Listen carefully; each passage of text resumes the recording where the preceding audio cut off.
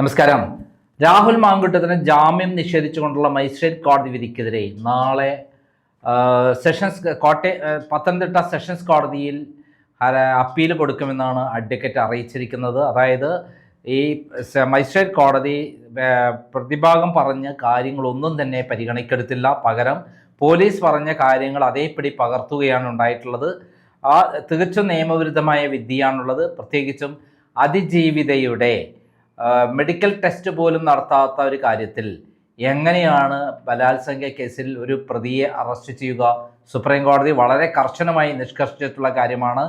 Arrest ചെയ്യുന്നതിന് മുമ്പ് ഈ പരാതിക്കാരിയുടെ മെഡിക്കൽ ടെസ്റ്റ് നടത്തണമെന്നുള്ള കാര്യം അതുപോലും ചെയ്യാത്ത ഒരു നിയമവിരുദ്ധമായ അറസ്റ്റാണ് നടന്നിട്ടുള്ളത്.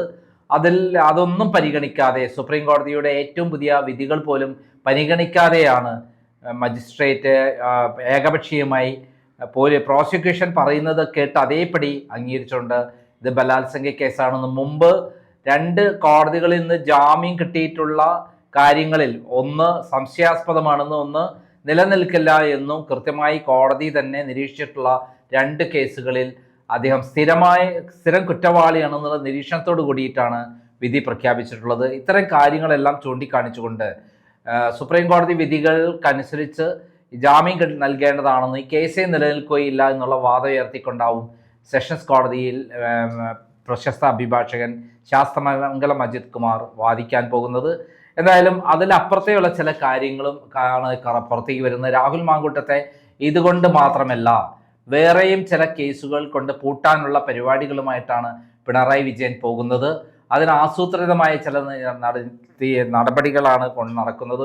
ഇപ്പോൾ പെൺകുട്ടികളെ കൊണ്ടാണ് പരാതി കൊടുപ്പിച്ചത്. ഇനി 2 ആൺകുട്ടികളെ കൊണ്ടും അതേപോലെ പ്രായപൂർത്തിയാകാത്ത ഒരു പെൺകുട്ടിയെ കൊണ്ടും പരാതി കൊടുപ്പിക്കാനുള്ള അതിതീവ്രമായ പരിശ്രമമാണ് പിണറായി വിജയൻ നടത്തുന്നത്.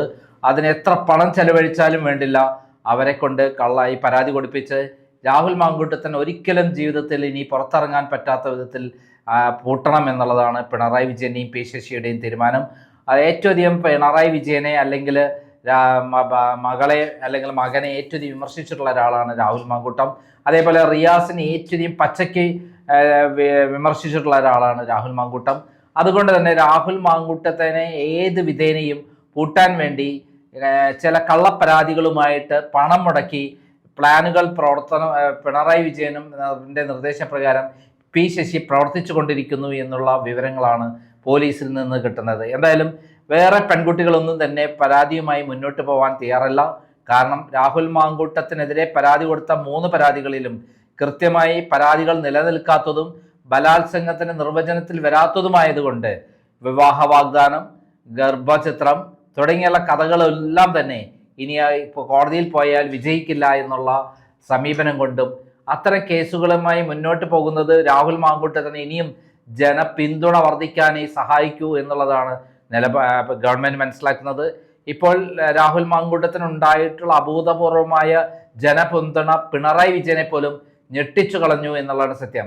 2 കേസുകൾ കഴിഞ്ഞ് 3ാമത്തെ കേസുകളിൽ രാഹുൽ മാങ്കൂട്ടത്തിനെ എല്ലാ നിയമങ്ങളും ലംഘിച്ചുകൊണ്ട് വേട്ടയാടിയപ്പോൾ ഗുണത്തേക്കാളപ്പുറം തിരിച്ചടികളാണ് കിട്ടിക്കൊണ്ടിരിക്കുന്നത് എന്നത് വസ്തുതയാണ്. എന്തുകൊണ്ടാണ് രാഹുൽ മാങ്കൂട്ടത്തിനെ ഇത്രയധികം വേട്ടയാടുന്നത്? അതിന് കൃത്യമാണ്. രാഹുൽ മാങ്കൂട്ടം റിയാസിനെ അതേപോലെ മകനെ ശക്തമായി വിമർശിച്ചതാണ് കാരണം. പിണറായി വിജയനോടൊപ്പം ഇവരെയും വിമർശിച്ചത് ചങ്കിൽ കൊള്ളുന്ന വിധത്തിലാണ് രാഹുൽ മാങ്കൂട്ടം വിമർശിച്ചിട്ടുള്ളത്.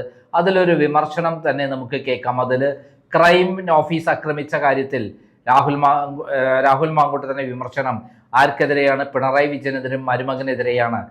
ക്രൈമിന്റെ ഓഫീസിൽ നിന്ന് രേഖകൾ കടത്തിക്കൊണ്ടുപോയതിനെയും അങ്ങനെ റിയാസിനും മകളെ കെട്ടിച്ചു കൊടുക്കാനുണ്ടായ കാരണങ്ങളും എല്ലാം വിവരിച്ചുകൊണ്ടുള്ള ആ വീഡിയോ ഒന്ന് കേൾക്കേണ്ടതാണ്. അത് മുഴുവനായി കേൾക്കുക.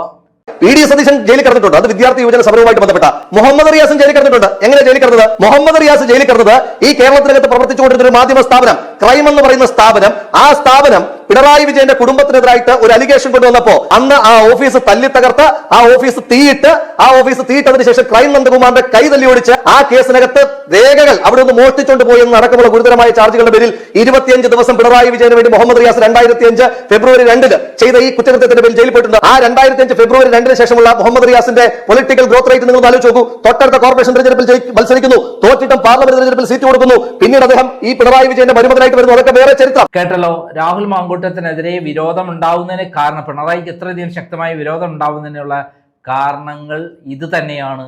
രാഹുൽ മാങ്കൂട്ടം പിണറായി വിജയനെ പച്ചയ്ക്ക് കത്തിക്കുന്ന പ്രതികരണങ്ങളാണ് നടത്തിയിട്ടുള്ളത്. അത് പിണറായി വിജയനെ മാത്രമല്ല, റിയാസിനെ മാത്രമല്ല, മകൾക്കും ശക്തമായ തോതിലുള്ള മനസ്സിന് മുറിവേൽപ്പാണ് ഉണ്ടാക്കിയിട്ടുള്ളത്.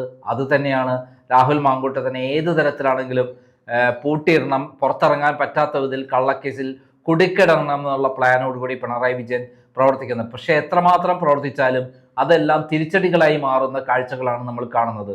നന്ദി, നമസ്കാരം.